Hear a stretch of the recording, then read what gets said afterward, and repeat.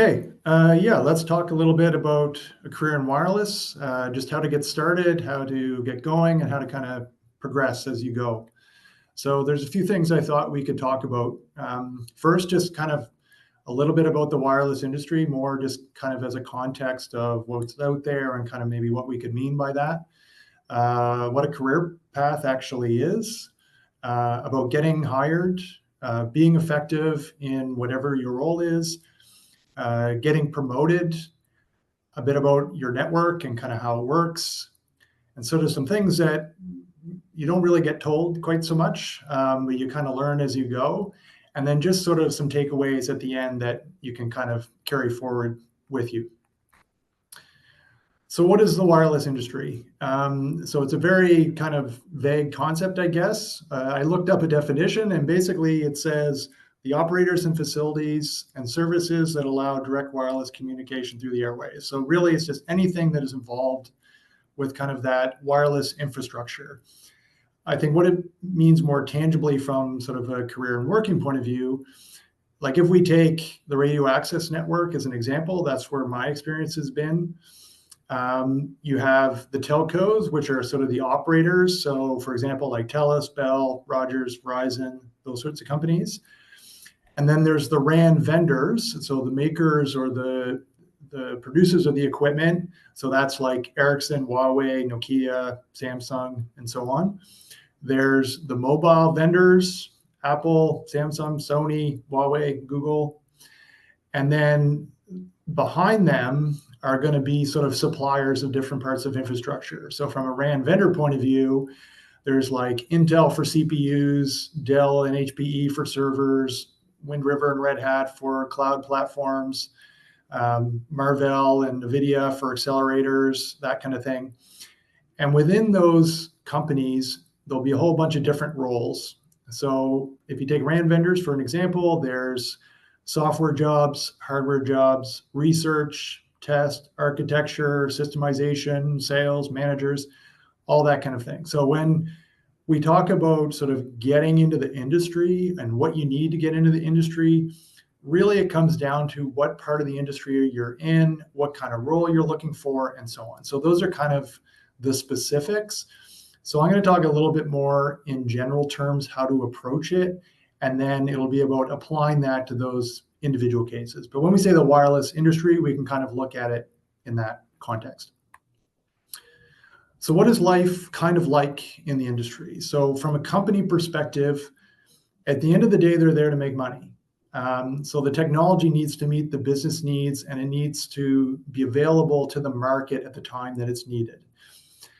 It's very competitive. So we're all competing against each other for market share and sales and all that kind of stuff. So a lot of the work is how you're doing against these other companies. It's very messy in the sense that, you know, organizations of any size, it's really controlled chaos. You have different sites, different time zones, different organizations, different departments, and they all have their own sort of incentives and things like that. So when you're kind of coming into the industry, it can feel sort of very chaotic. It's very boom and bust. So if you think of sort of like 3G, 4G, 5G, and then the coming of 6G, for example, it comes in these cycles of usually kind of 10 years. So when there's a new sort of generation, there's usually like a big deployment, lots of new hardware sold, all that kind of thing, and the market goes up. And then there's kind of a lull as the operators sort of get return on that investment. So it kind of goes up and down. And so when it comes to careers and hiring and all that kind of thing, it goes up and down as well. And another aspect is often, or the best technology sort of technically, it doesn't always win. There's so many other factors, from marketing and business dynamics and how your company is doing compared to others. So when you're coming from academia, sometimes that's sort of a bit of a challenge to deal with at first, that it's not just doing the best product. There's all these other things that are going to affect how things go. And then another point that I think is very important is realizing that everything is based on risk, and companies hate risk. So decisions and the way things are structured and what happens is often through this lens of what is going to be the most likely outcome, how do we ensure that outcome, et cetera. So, and that plays into everything as we'll kind of go through. Then kind of from the job perspective, it's almost never a clean start. And you're usually building on something that's already there, and it's usually imperfect. So if you're a software person, you're going to come in, there's going to be a product that's already there, a code base is already there. It's going to have, lots of problems and be messy and all that kind of stuff. So you're usually not starting from a clean slate. And you're never really going to have enough time or money or resources, right? So there's always sort of restrictions on what you have available. And really the job is that you're getting the best outcome with all those limitations and restrictions. No job is enjoyable all the time. The reality is there's a lot of overhead and just administration and things like that that aren't particularly fun. So if you're a software person, there's a lot more than just coding. There's documentation and reviews and all those kind of things. If you're in research, there's patent filings and all this kind of stuff. So again, you're going to find that there's parts of the job that you just don't particularly like. Everything is a group project. So when you're coming from school, often you're coming from a world where, you had your project that you're working on or your assignment. But really in the industry, you're just always going to be working with other people collectively to work on towards some particular goal. So you're kind of moving from that individualism to the broader kind of team concept. And I would say it really is rewarding like few other industries. So part of the reason I've been in it so long is I really just haven't found something that's interests me more. And there's a lot of really interesting challenges. It's a very dynamic environment. And now with things like cloud coming and AI, it's getting even more so. And it can really take you all over the world. So I've worked in like Austin, Stockholm, Krakow, Poland, Frankfurt. I just got back from Shanghai. So you can go over and see all around the world, meet lots of interesting people and so on. So it's really a great industry from that perspective. So becoming informed about wireless. So when you're coming out of school, it's kind of this new industry. And unless you've sort of been going through some of the, say, wireless theory, it's kind of a new domain that you might not have been exposed that much to.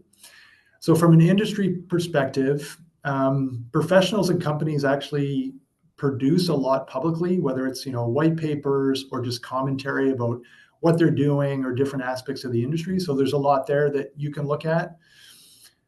There's lots of industry conferences where players come together and talk about different topics and that kind of thing. And oftentimes those conferences or sessions from them are recorded and made available publicly, whether on YouTube or on conference sites. There's various industry news sites that cover the current goings on or different topics or certain events. There's various industry newsletters that you can sign up for that kind of correlate a lot of these things and kind of summarize that you can find links to. So from a news perspective, some of the starting points are you can look at companies themselves, and again, that they'll have press releases and white papers and things like that.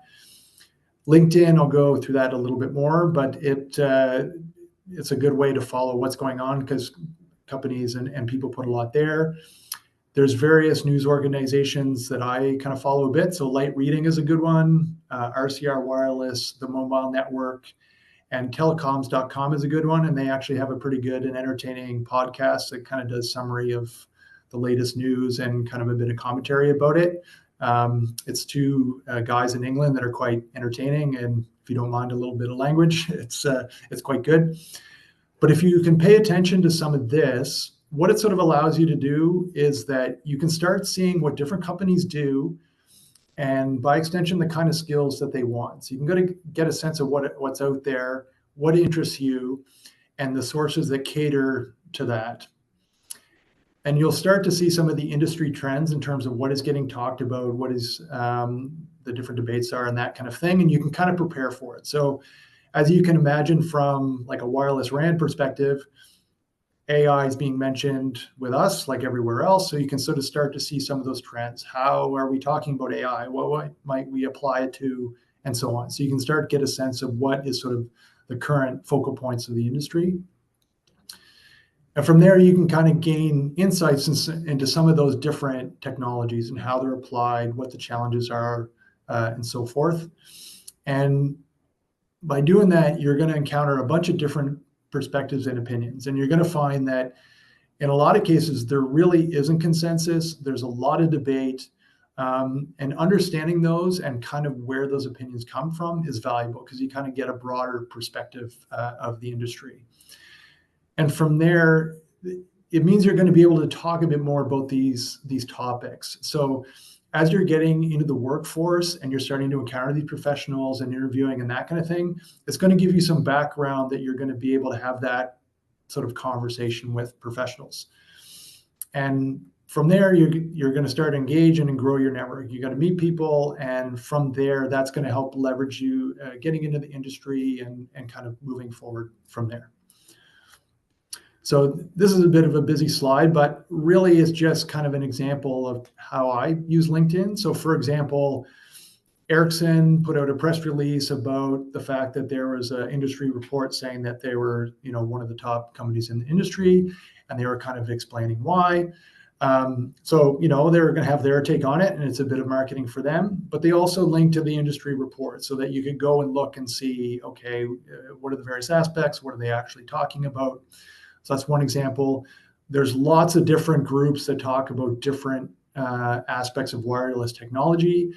And there's actually a lot of good presentation material that really simplifies a lot of the concepts, or there'll be a discussion about it. So it's a good way to learn about those things and also get into the discussion, meet different people and so on.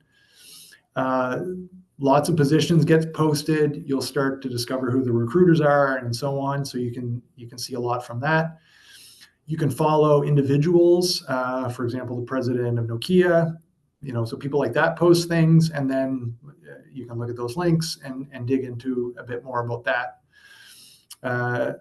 Also, again, there's like news organizations that are going to talk about different topics and things like that. So it's a good way to be informed and go and dig into more. So you can look into those articles.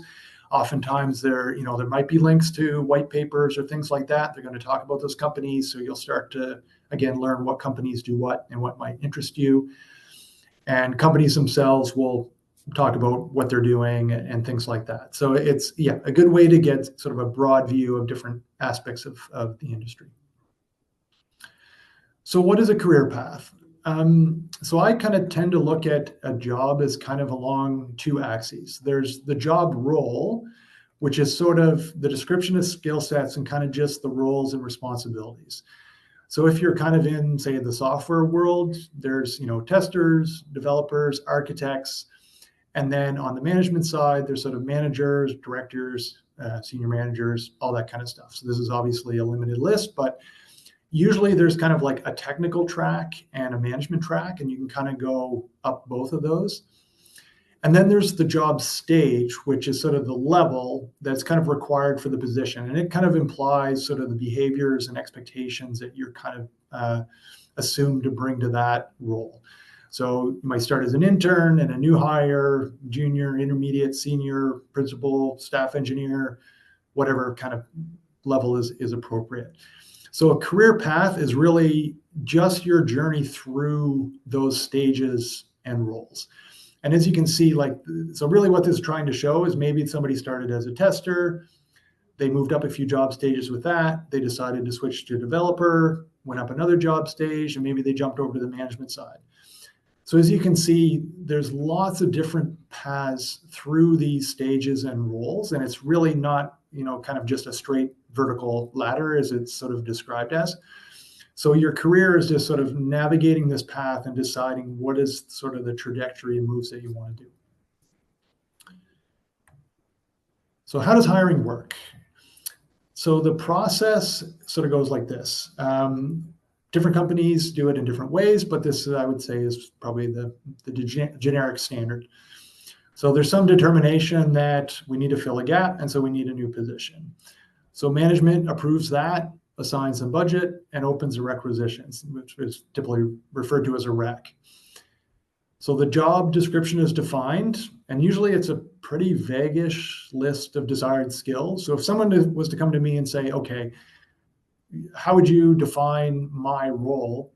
It's actually not that easy to get a really concise list of skills and abilities, right? Like it gets kind of vague. Then the job is posted in different places, whether it's on LinkedIn or the site. Recruiters are sent out to kind of attract people, and candidates are going to apply, whether it's through LinkedIn, company portals, recruiters, and also through referrals. And we'll go into a bit more on that. So the hiring manager is going to get a bunch of resumes and start reviewing those, and he's going to pick a few that he wants to interview. And usually he's only looking at a subset of all the resumes that he gets. So that's important that we'll go through a little bit more. Then from the interview process, typically you start with an HR interview, which is kind of the, are you a jerk interview? Then there's one or more technical interviews that is kind of seeing what your knowledge is, what your experience is, background, all that kind of stuff.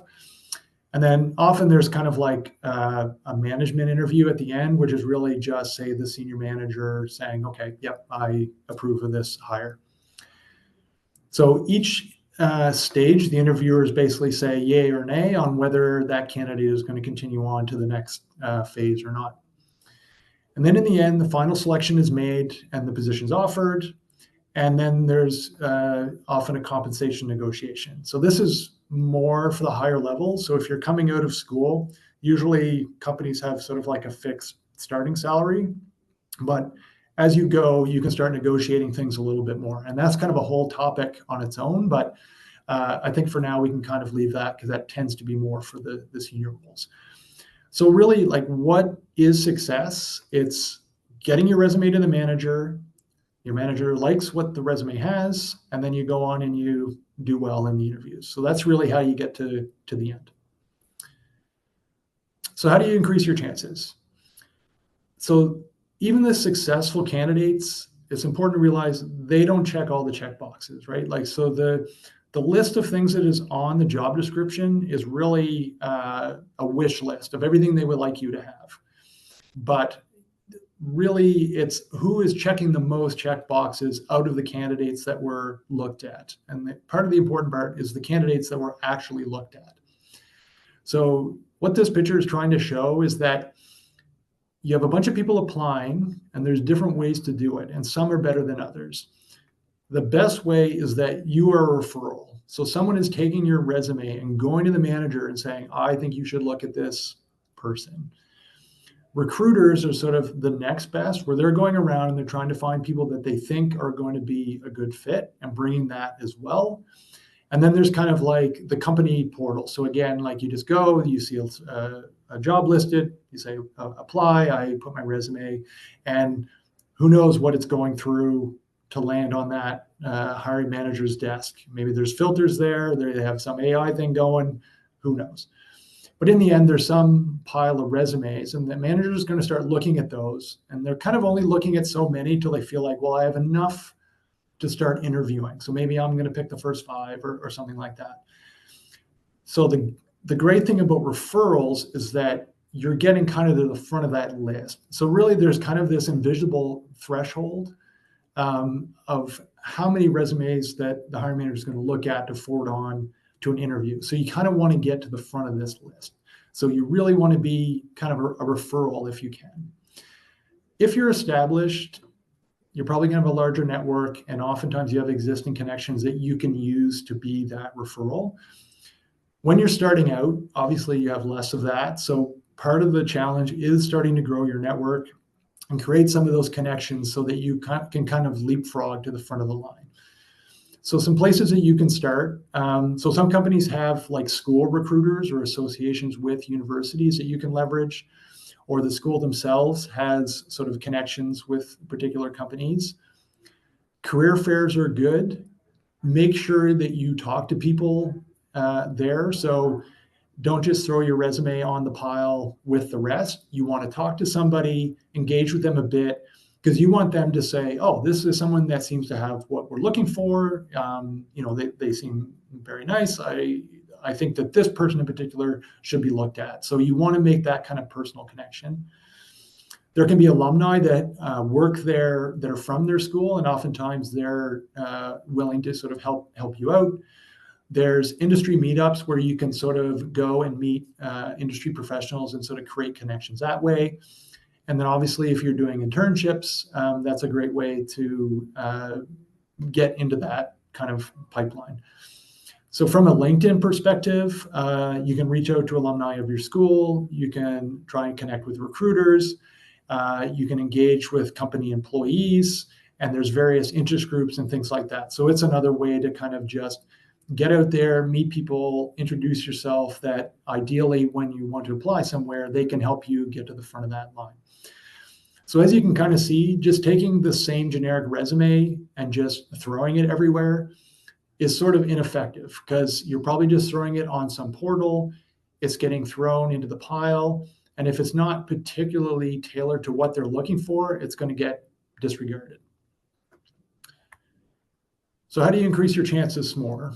So your resume, really the goal is you want to make them want to talk to you. It doesn't have to close the deal. You just want to get to the next step. So it's okay to have kind of your default resume, but you want to tailor it to each application. And the job description shows you how to tailor it. So it's going to list a bunch of skills and kind of requirements and things like that. You want to show how you're checking as many of those checkboxes as you can. If you're doing cover letters as well, some companies ask for it, some don't.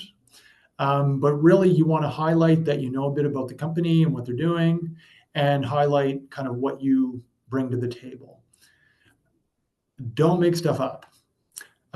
It will come back to haunt you, and it makes you appear high risk, right? Because inevitably, they're going to find out that you actually were untruthful on what you said, either you knew or things like that. And that makes you very high risk, and they don't like high risk.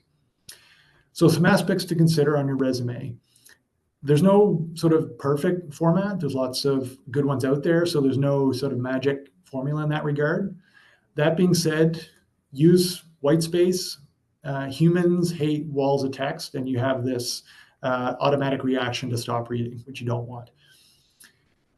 I like to sort of highlight a few of their core keywords at the top. You know, in my case, from a software perspective, okay, I've done embedded, I've done layer 2 scheduling, et cetera, right? So enough, again, to just kind of keep them reading and grab them out of the gate. Work experience is the most valuable. And then I would say probably, you know, relevant projects, whether that's something you did in school or personal projects, more than just kind of like courses. So you kind of want to highlight those things. And ideally, you're highlighting how you applied those skills. And where the work experience is good is that you're doing that in kind of like a professional environment. You want to highlight your accomplishments, not just what you did. Like, you're sort of trying to show how did you perform. And if you can do that in kind of a quantitative way, that's great, right? So instead of just, you know, I improved this thing by some amount, or I made it better. If you can say, you know, we gained X% out of something, that's a better way to express it, because it makes it a bit more tangible and concrete. Ideally, get a second opinion of your resume to polish it up. If you can get somebody who does hiring, that's great, because they can give you some extra insight and opinions on how to kind of improve things a bit. Your cover letter should be pretty brief, like 2 paragraphs max. And again, just, you know, I understand a bit about the company. Here's what I kind of bring to the table. Love to talk to you. So closing the deal. So once you're to the point of getting the interview, like, really, I think your mentality should be you're interviewing them as much as they are you. So yes, they have something that you want, but you know, they should be bringing something to you as well. Like, you need to get something out of this relationship. And so it has to go both ways. And I think what it helps from an interview point of view, it kind of helps with sort of the confidence, in the sense of like, no, you guys also have to show me that you're bringing something to the table, right? That it's more of an equal exchange. Be able to elaborate on your resume. So you've put a bunch of stuff there. You should be able to talk about it, explain it, expand on it, so that they can see that there's sort of some real meat behind that description that you have.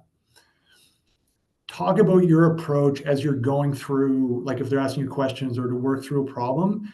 they can't read your mind. And the more you sort of explain, they're going to get a sense of how you work and how you're thinking. And often that's more important than the final answer. They're just trying to want to see how you sort of work and collaborate and things like that. So talking through that is important.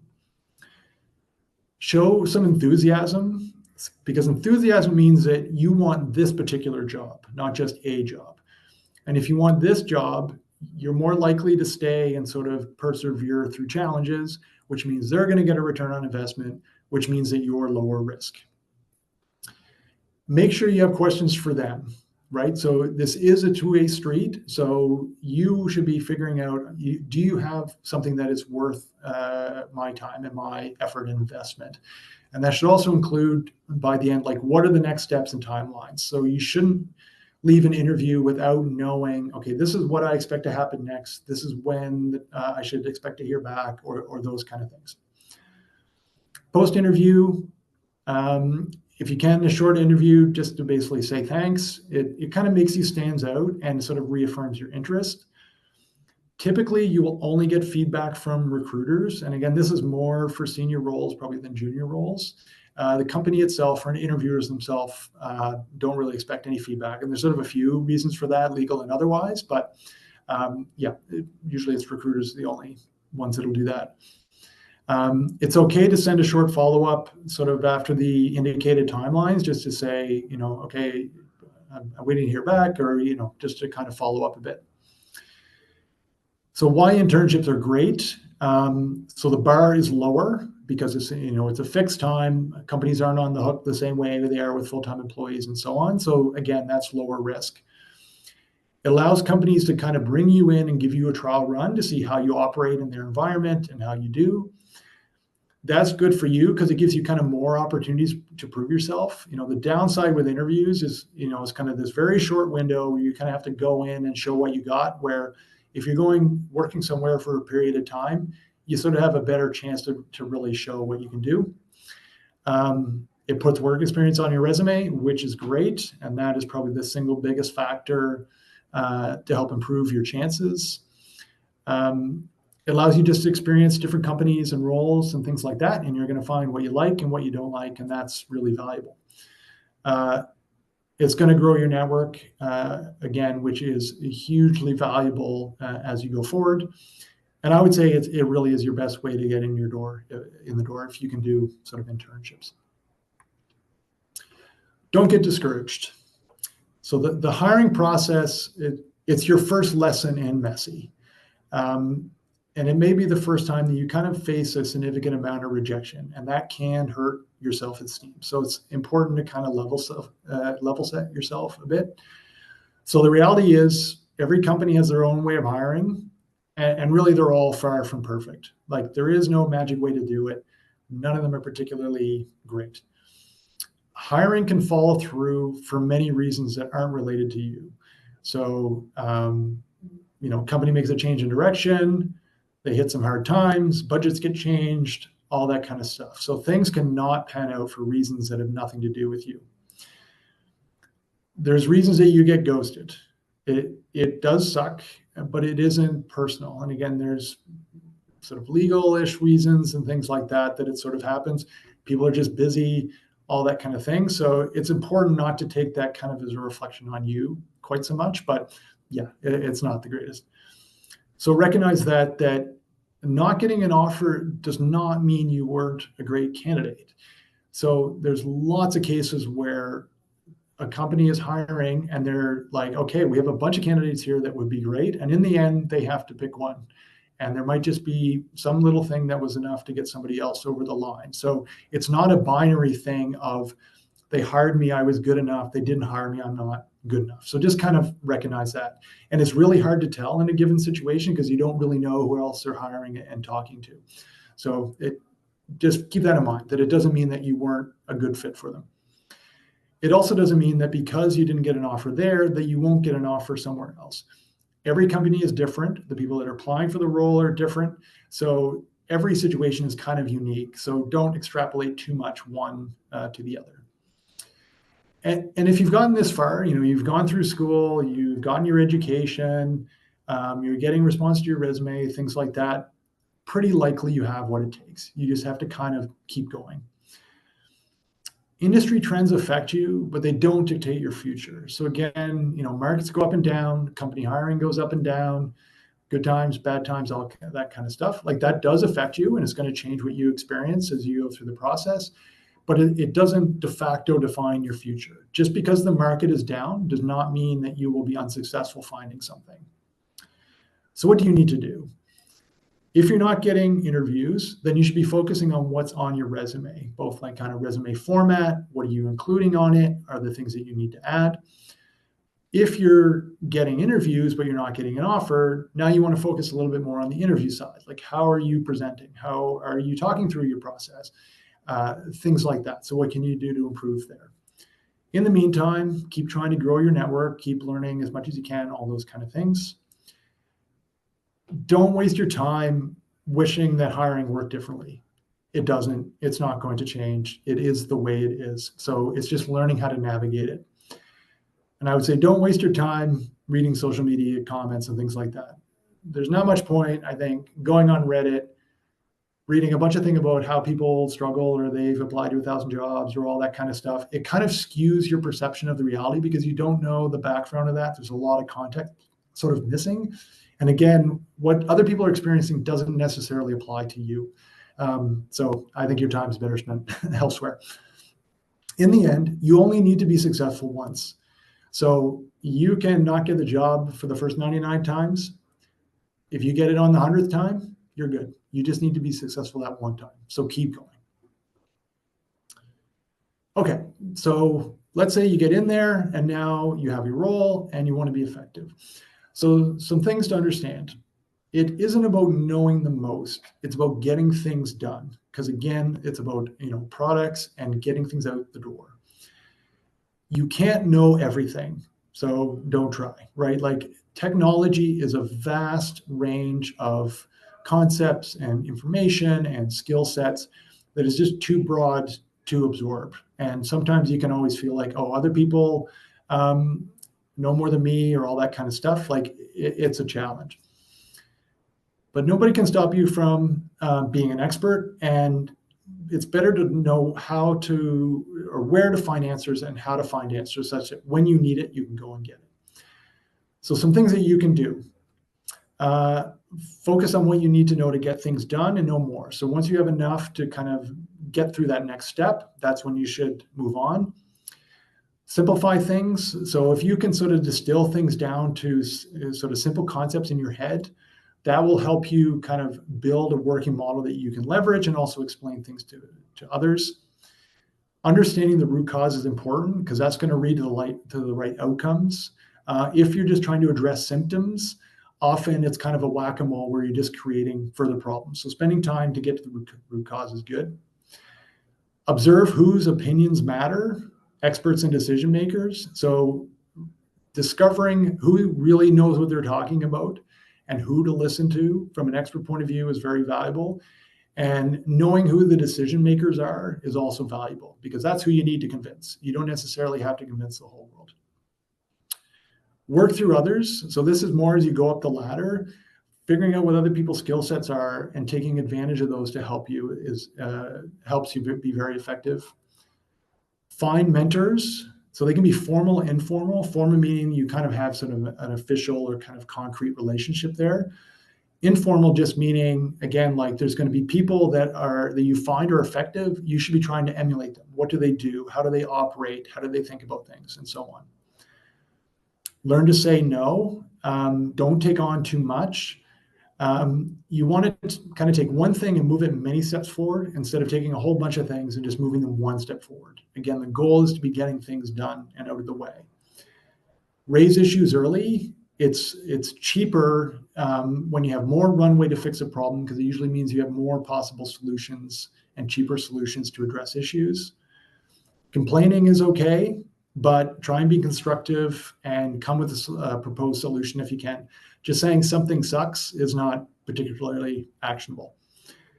Know your audience, understand what they value, and tailor your message, right? So if I'm a software guy, I'm going to come up with a different argument for what I want to do to the architects as I am to the managers, because they care about different things, and you want to tailor what your value proposition is based on what is going to resonate with them. And be a good colleague. So that's going to foster collaboration and people wanting to work with you, and that's going to help you get more things done. So how promotions work. So usually there's a yearly cycle where management is given some kind of compensation and promotion budgets. They're going to go around and get feedback from your peers. You're going to assess your own performance. They're going to evaluate the work that you're currently doing versus your job role and your job stage. There's going to be an evaluation of where you are in the band that is applicable for that role and stage. And then management is going to decide, how do I take those finite budgets and distribute them amongst the employees? So managers are going to advocate for you. There's going to be debate. There's going to be horse trading. In the end, where they collectively decide this is how we're going to divide everything amongst our staff for this round. And then in the cases of promotions, it's going to go through some final approval process to say, okay, yes, we're going to do this. And then the promotion is granted. And then now you're kind of at the new compensation stage. So it's important to realize that the number of available roles and stages kind of decreases as you're going up the level. So it gets more competitive. And the expectation sort of increases at each step. So going from, say, an intermediate or a junior to an intermediate developer has sort of some increase. Going from, say, a principal to staff engineer is a much bigger increase. In the end, it's important to realize that promotions are a trailing indicator, meaning that it's an acknowledgement of what you're already doing. Promotions don't happen by being where you are, putting you into a brand new role and promoting you. The promotion, again, is just acknowledgement of what you're doing. So how do you get promoted? So really what that means is that you have to show that you can do the work, and there has to be available sort of position or role that you can be promoted into. Being good at your job is necessary, but it's not sufficient. The saying goes, being good at your job just means that you're good at your job, right? You want to show that you can do the next job. Promotion can come internally or externally. So you can either increase in your current company or you may jump to a different company. And what is better is just kind of dependent on the situation. And there's different kind of factors to consider. And you're just kind of comparing between the different options. The higher you go, it's shifting more to what your track record is, more of a leadership focus, longer timelines. Like for me, I'm looking more on like, what's years away, where if you're a junior, you're probably worried about, next week. It's higher risk and there's more pressure that comes with that. And the competition for those positions increases as you go up the ladder because those roles just get fewer and farther between. So there's more competition for them. So what you should be doing, you should understand what is expected for the next level. And usually this is documented. Companies kind of say for these particular roles and stages, this is kind of what is expected. So you can start to see how you measure against that. Journal your accomplishments over the course of the year. So then when you're going to do your performance assessment at the end, you want to have that list of all those things that you've done so that you can use that to your advantage. Visibility matters. So know when the right people are watching and when. So for example, in my case, there was a point where there was a big customer issue. So there was getting lots of attention. I was able to do some extra work or figure out some problem, and like the director was paying attention and things like that. So that was valuable because now they realize, oh, this is someone I should pay attention to, as opposed to just going to in a corner, working 60 hours a week. If no one knows, then it's kind of like it didn't happen to a degree. Offload seniors can help a lot. So it takes some work off their plate, which is great. And it also allows you to start to do some of the work that they're doing. And it can mean that they see that you're capable of doing that work, and so does the organization. And oftentimes, as roles open up, they'll be advocating for you because they're already working with you. They understand what you can do. You've proven yourselves, things like that. So that can help a lot. Advocate for yourself. It's okay to say, what you want, what you feel you deserve, and things like that. But when you do that, you should be saying, what do I need to do? make sure that you're doing everything that you have control of and getting their input to say, you need to add A, B, C, and D. And if you can do that, then that puts the job in management's court, right? Like, I've done all the things that were expected of me. Now you need to be looking at, how does that get acknowledged and so on. Figure out the skills you need to have, and then figure out how you're going to get them. And again, there's a bunch of avenues to be able to do that. But oftentimes, if you're working with your manager and saying, I want to be able to, I'm willing to do the work to get there, they can help you figure out some of those things and provide opportunities to get there.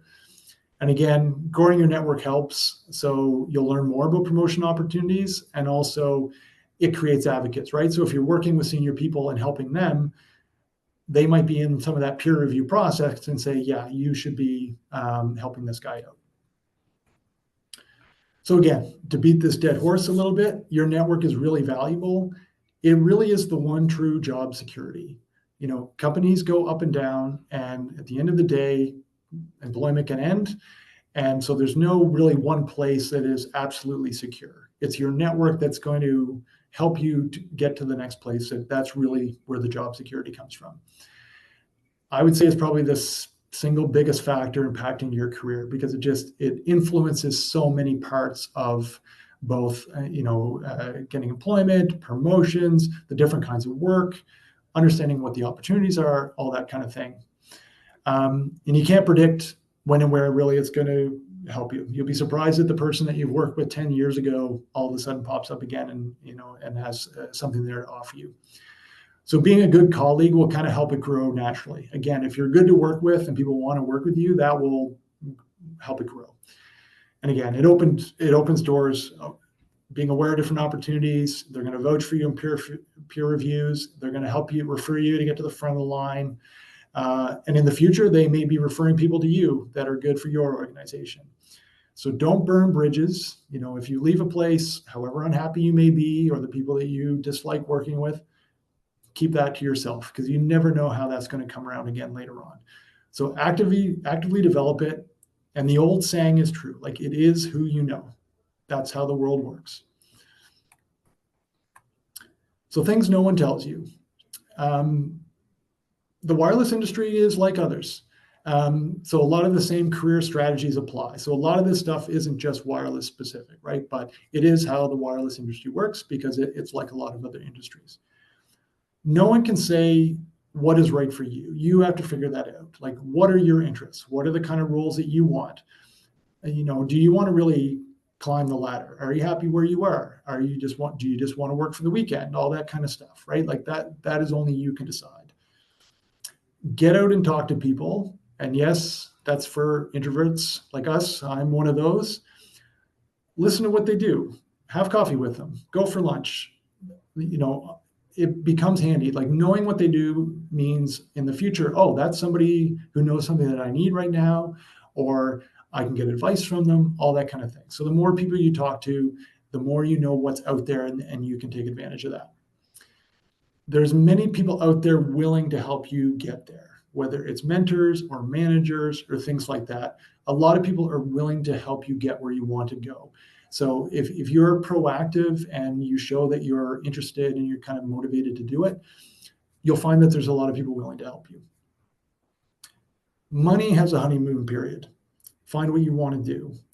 It's great to go to a new role and it's a big paycheck, and that's exciting. That wears off pretty quickly if you hate going to work every day. So you're much better off to find out what you want to do. And money isn't going to solve all the issues that you dislike.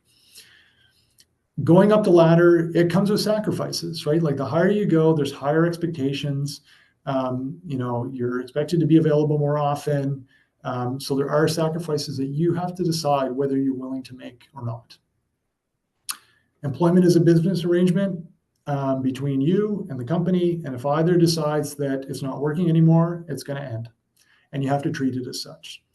So be loyal to people, not to companies. Companies don't have loyalty to you. And I don't say that in sort of a cynical or mean way. That's just the reality. But you can be loyal to people, right? So you're going to work with people over your career that you really like and enjoy and you want to support and things like that. Be loyal to them. no one's going to care about your grades. So it is a big of adjustment. You go through school and it's kind of like sometimes it feels like the focal point of your whole life. You're going to get out in the industry. No one cares. I don't know any grade of anybody I've ever worked with. I don't remember any of my grades, apart from my mom saying I party too much and things like that. So pretty quickly, it doesn't matter, which is kind of a bit of an adjustment. And I would say consider talking to anybody who comes and says, I have a position or an offer, even if you're not looking to move at a given point in time. You don't know where it may lead, right? So just talking to people, you're going to find out what's out there, and you might be surprised at opportunities that you didn't think were going to be of interest. So some last takeaways. You can have a long industry in wireless. There's no magic to it. It's just, perseverance and things like that. So no magic required. There's no wrong answer of what you want out of your career. So you have to decide what that is, what your work-life balance you want to be, all that kind of stuff. That's up to you. So what you need to get into the industry depends on your role. So research it, figure out what they're looking for. What do you have? What do you need to add? Find the companies. What are the roles that they have? Determine what the skills are, and try and come up with a plan of how you're going to achieve those or add those things and where you might get them from. Learn just enough to be effective on a topic. It's easy to go down rabbit holes because technology is so vast and there's so much information. But you want to be getting things done. Your career is yours to manage. No one is going to do it for you. So you have to take the steering wheel. Otherwise, you're just going to meander where the winds blow you. So if you want to take control of it, that is up for you to do. And again, cultivate your network. I'll hammer that again. It is the foundation that you're going to build your career on. Understanding risk is important to understand why things are the way they are and act accordingly. So again, always be thinking about what is high risk versus low risk, and that's going to sort of explain what you see. Learn perseverance. There's going to be ups and downs. You're going to face challenges.